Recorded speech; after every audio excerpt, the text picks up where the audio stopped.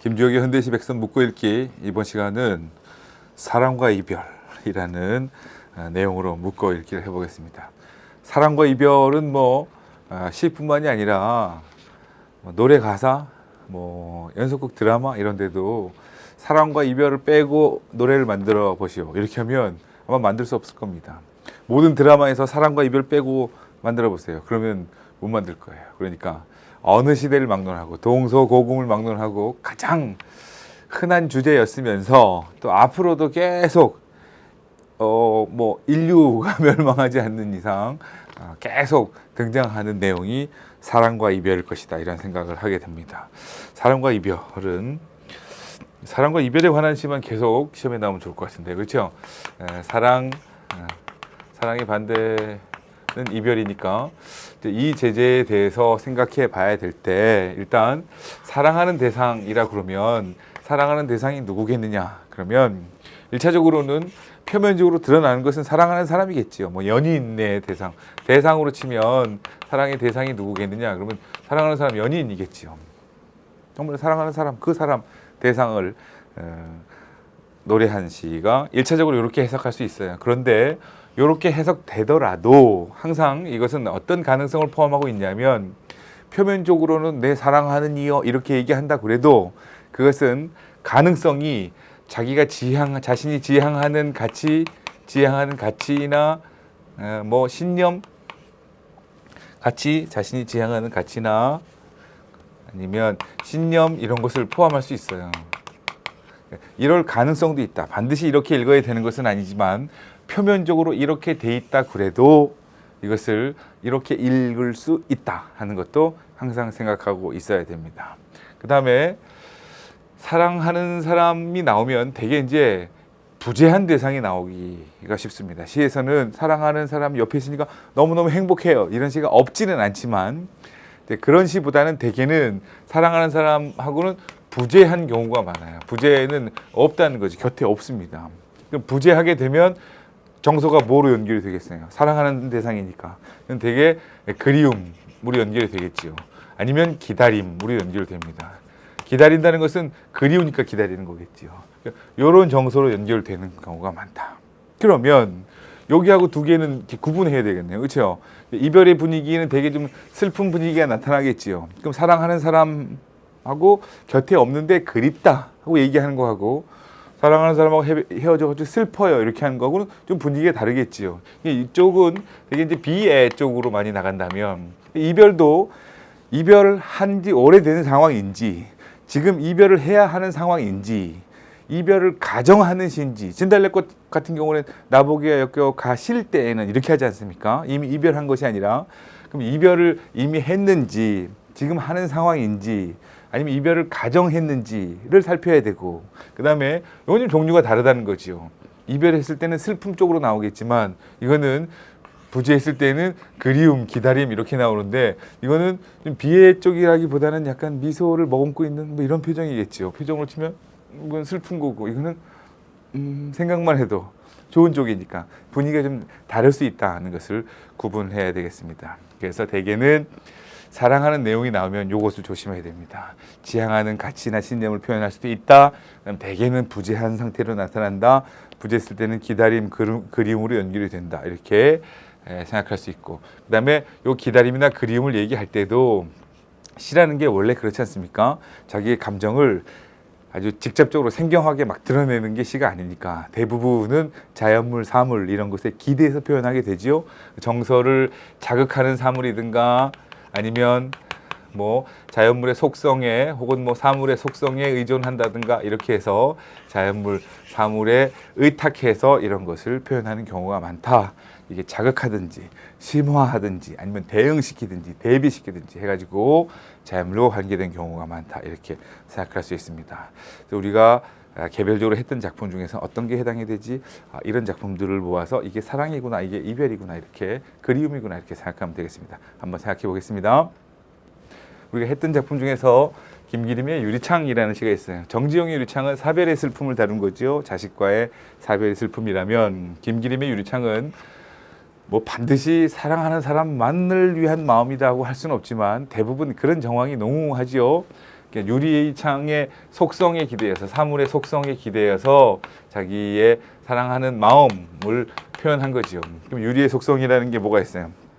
금방 흐려지죠. 유리창 앞에 서가지고 이렇게 하면 유리창이 금방 입김이 생기잖아요. 그러니까 한숨에도 쉽게 흐려진다든가, 뭐 속성이라는 게 금방 흐려진다든가, 그 다음에 금방 딱딱한 것처럼 보이죠. 물렁물렁하진 않죠, 유리라는 속성이. 근데 그것이 금방 깨진다든가, 뭐 아니면 뭐 흔들린다든가. 유리창 같은 것은 유리로 창을 만들면 바람이 불으면 이게 흔들리지 않습니까? 그러면 그렇게 하는 것을 뭐 소리치면서 우운다, 뭐 이렇게 한다든가, 아니면 뭐 눈물을 흘린다, 이렇게 해가지고. 이런 것도 유리창의 안에는 따뜻한 공기고 밖에는 찬 공기가 만나면 거기 이렇게 물방울 같이 생기잖아요. 물방울이 생겼다가 그것이 물방울끼리 이렇게 모이면 그게 두루룩 흘러내리지요. 마치 내 눈에 흐르는 눈물처럼, 뭐 등등을 표현해서 이런 것들이 다 사물의 속성인데, 사물의 속성을 가지고 임을 향한 마음, 이런 것을 표현한 시다 그럴 수 있습니다. 그 다음에 김영랑이 내 마음을 아시리이는 아실이니까 알아줄 사람이 만약 있으면 좋겠다. 그럼 내가 가지고 있는 모든 것을 내가 그 사람을 향해서, 그 대상을 향해서 줄 수 있는데, 예를 들어서 뭐 내가 그 대상을 생각하면서 생각했던 티끌이라는 게 나쁜 게 아니라 티끌을 보관했다가 가지고 있다가 내어드리지, 이렇게 하는 걸 보면 그 사람을 생각하면서 내가 슬펐던 마음, 뭐 보고 싶었던 마음, 이런 거하고 관계가 있겠지요. 티끌이라든가 나의 눈물, 진실한 눈물이라든가, 뭐 나의 보람이라든가 등등을 모아가지고, 이거는 내 마음하고 관계가 있는 거지요. 그 대상을 향한 나의 마음을 모았다가 줄 텐데, 그러나 지금 현재는 사랑도 모르리, 이렇게 하는 거 보니까 지금 현재는 그것을 알아주는 대상이 없었다, 이런 내용이죠. 이게 다 사랑하고 관계 있는 내용이었습니다. 백석의 나와 나타샤와 흰 당나귀, 이거 기억납니까? 나랑 나타샤랑 흰 당나귀를 타고 눈이 펑펑 내리는 날, 깊은 산골에 아무도 없는 곳에 그 마가리에 가가지고 단둘이 있었으면 좋겠어요. 그러면 나타샤가 기회해가지고, 오빠, 세상을 떠나가서 산골에 온 게 오빠가 지는 것이 아니라 세상이 싫어서 오빠가 거기서 떠나온 거예요, 이렇게 나타샤가 얘기해 줄 것 같다는 아주 기분 좋은 상상을 한 거지요. 실제 백석은 이런 시를 쓸 즈음에, 백석의 다른 시에도 많이 나와 있습니다만은 가난하고 쓸쓸하고 외롭고 가족들하고 다 뿔뿔이 흩어져서 살고 이런 상황이었죠. 그런데 그런 상황을 잠시나마 벗어나서 좀 위안을 얻고자 할 때는 이렇게 사랑하는 대상을 생각해서 상상을 하면, 즐거운 상상을 하면 그런 현실의 괴로움에서 잠깐이라도 벗어날 수 있지 않았을까, 그런 생각을 하게 됩니다. 한용운의 복종은요, 한용운 시인의 여기 님의 침묵 그럴 때 임이죠. 그 임이라는 것은 뭐 여러 가지로 해석될 수 있다고 여러분이 잘 알고 있더라고요. 보통 이건 사랑하는 사람일 수도 있겠지만, 그보다는 독립운동가니까 무슨 조국이라든가 민족을 상징할 수도 있고, 승려였으니까 뭐 부처님이라든가 진리라든가 이런 것을 상징할 수 있어요. 그러나 1차적으로는 사랑하는 사람, 연인으로 생각해도 뭐 큰 무리가 없습니다. 반드시 시인의 이력을 고려해서 뭐 어떤 대상이다, 이렇게 의미를 국한시킬 필요는 없죠. 여기도 복종이라는 걸 보면 역설적인 논리를 사용하지요.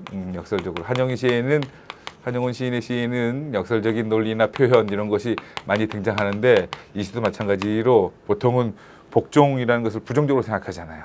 자유로운 것을 좋아하지만 나는 내 임한테는 자유보다는 복종하는 것이 더 좋다, 이렇게 얘기할 정도로, 이렇게 역설적인 논리가 성립될 정도로 그분이 대단한 분이었다는 것을 노래하는 아주 좋은 인상적인 시였습니다. 그 다음에 황지우의 너를 기다리는 동안은 뭐가 생각이 납니까? 이거는 기다림의 설렘, 이런 게 등장하죠. 네가 오기로 한 그 자리에 미리 나가가지고 모든 발자국 소리가 다 내게로 오는 것 같은 느낌이 들죠. 또각또각 발자국 소리가 나면 나한테 오는 것 같다, 이렇게 해서 막 기대를 하다가, 또 아니면 또 실망했다가, 또 막 기대했다가 아니면 실망했다가, 이렇게 하는 기다림의 설렘이 드러납니다. 그래서 기다리는 것처럼 가슴 애리는 일이 있을까, 이런 것이 인상적인 구절이었죠. 그런데 이 시는 이렇게 기다리다가 나중에는 어떻게 하죠? 너에게로 간다, 이렇게 나오죠. 이거는 좀 약간 수동적인 자세였다면, 그냥 네가 오기를 일방적으로 나는 그 자리에서 기다리는 모습이었다면, 이거는 찾아 나서는 적극적인 모습이라 그럴 수 있죠. 근데 요럴 때 너라는 것은 누구냐? 그럼 사랑하는 대상이지요. 그런데 그것이 뭐 민주주의라든가 이렇게 지향하는 가치 등을 상징할 수 있다는 거예요. 그러니까 민주주의 같은 것이 우리가 그런 게 빨리 왔으면 좋겠다, 우리 사회가 민주화됐으면 좋겠다, 이렇게 바라는 것이 능사가 아니라 그런 사회가 되도록 우리가 적극적으로 찾아 나서고 노력해야 된다, 이런 뜻으로도 읽을 수 있다는 거예요. 그러니까 사랑이라는 것은 다른 지향하는 가치 등으로 읽을 수 있는 가능성이 항상 있다는 것도 생각하시기 바랍니다. 그 다음에 이제 빈집 이렇게 나온 거 보니까 이거는 사랑하는 노래가 아니라 이별하고 관계가 있는 거네요. 그렇죠? 빈집이라는 것은 잘 있거라 짧았던 밤들아, 내가 사랑하는 사람을 대상으로 해서 막 불면의 밤을 보내면서 막 편지 쓰고 이랬던 것을 회상하면서 이제 잘 가라, 떠나 보내고 나서 내 사랑 빈집에 갇혔네, 이렇게 나온 내용이지요. 이거는 임을 상실한 사랑을 상실한 그런 상실감을 노래한 쪽이다, 이렇게 기억할 수 있습니다. 이거는 설명 안 해도 알지요. 나보기와 엮여 만약에 가신다면 난 말없이 보내드리겠다. 말은 그렇게 하지만 사실은 A 불비의 자세를 가지고 있을 뿐이지 이게 이별의 정한이지요. 내가 울지 않을 것이다, 이렇게 하지만 그것을 믿는 사람은 아무도 없습니다. 그러니까 슬프지만 참겠다 하는 이별의 상황을 그리고 있습니다. 들국이라는 것은 이거는 자신, 임을 기다리는 자신을 이렇게 비유한 거지요. 다른 꽃들은 다 졌어요. 가을이 되면 설이 내리기 전에 다 이미 지겠지요. 그런데 가을 제일 늦게까지 남아있는 꽃이 뭐냐? 그게 들국이라는 거죠. 그런 것처럼 다른 꽃들은 다 졌는데도 불구하고 남아있는 들국처럼 나는 오지 않는 님이지만 그래도 끝까지 기다리는 자기 자신의 마음, 이런 것을 들국으로 표현했어요. 이시는 뭐 헌다요, 이렇게 하는 것이 인상적이죠. 오지도 않는데 내가 들국으로 기다리고 있으면 뭐 헌다요, 이렇게 하는 것은 소용없는 짓이다, 나도 그만둬야 되겠다, 이런 뜻이 아니라 이렇게까지 기다리고 있는데 빨리 좀 왔으면 좋겠다 하는 간절한 기다림을 드러내고 있는 시죠. 그래서 사랑, 이별 이런 것을 노래한 시는 되게 기다림하고 관계되는 게 많다고 그랬습니다. 그다음에 울음이 타는 가을 강이라는 것은 이거는 뭐 꼭 사랑하고 나서 지금 누구 구체적인 대상하고 이별을 겪었다기보다는 우리 삶이라는 게 다 이렇게 이별을 겪으면서 사는 것이다 하는 그런 종류의 이별이에요. 그러니까 울음이 탄다는 것은 노을이 타는 가을강이라는 뜻인데, 이게 뭐 계절로 치면 봄, 여름 이렇게 있으면 가을까지 온 거지요. 하루로 치면 아침이 있고 뭐 점심때가 있고 저녁때가 있고 그렇겠죠. 점심때가 있고 저녁때가 있고, 그런데 노을이 비칠 때니까 저녁때가 된 거지요. 물도 치면 뭐 상류가 있을 수 있고 중류가 있을 수 있고 하류가 있을 수 있고, 그런데 이런 것이 다 겹쳐 있는 바다에 다 와가는 그 강에 비친 노을이 비친 그것도 가을에, 그것을 보면서 아휴, 그래, 모든 것은 사랑도 그렇고 삶이라는 것도 그렇고 다 모든 게 처음 시작할 때가 있다면 그것이 흘러와가지고 이렇게 마감할 때가 다 있는 것이다 하는 그런 종류의 이별의 슬픔을 노래한 것이다, 이렇게 알아두시기 바랍니다. 서정재 추천사도 기억하지요? 이거는 향단아 이렇게 해가지고 우리 고전을 차용했다는 것을 금방 표시한 그런 작품이었습니다. 향단아 그네줄을 밀어라, 이렇게 해서 나는 몽룡 도련님하고 헤어져가지고 너무너무 슬픈데 그 슬픔에서 벗어날 수 있는 길은 그 임을 잇든가 아니면 내가 다른 사람을 만나든가 그렇게 하는 건데 둘 다 불가능하지요. 그러니까 나 좀 그네를 밀어달라, 이렇게 해가지고 산호도 섬도 없는, 사랑의 번뇌가 없는 그 하늘로 좀 올라가고 싶은데 그네 줄이 묶여 있으니까 하늘로 올라갈 수 없다는 거지요. 그러니까 이 이별의 괴로움에서 벗어나고 싶다, 그러나 벗어날 수 없다는 것을, 소망과 한계 이런 것을 드러낸 작품이었습니다. 이연기의 낙화 같은 것은 우리 이제 시에서 흔히 보이는 발상 중에 하나인데, 어떤 자연 현상하고 대비시키거나 자연물 혹은 자연 현상과 자신의 삶 혹은 인간의 삶을, 뭐 인간의 삶이라고 그래도 좋습니다, 대비시키거나 아니면 대응시키거나 이렇게 전개하는 거죠. 아니면 자연물이 뭔가 자극을 하든가 이렇게 되는데, 이번 경우에는 대응이 된 경우였습니다. 그렇죠? 아름다운 나무에 꽃이 시드는 것을 보시고 열매를 꽃이 떨어지고 나서 열매가 생기지 않느냐. 그러면 여기에 사이에 낙화의 과정이 있는데 낙화가 슬프다고만 생각하지 마라. 우리도 사랑하다가 혹은 젊었을 때 청춘과 결별해야 될 때가 있지 않느냐. 대신에 우리는 성숙함을 얻게 된다. 이렇게 대응을 시킴으로써 자연현상과 자신의 처지를 대응시켜서 이별의 슬픔을 오히려 축복으로 생각한다는 역설적인 발상이 드러나는 그런 작품이었습니다.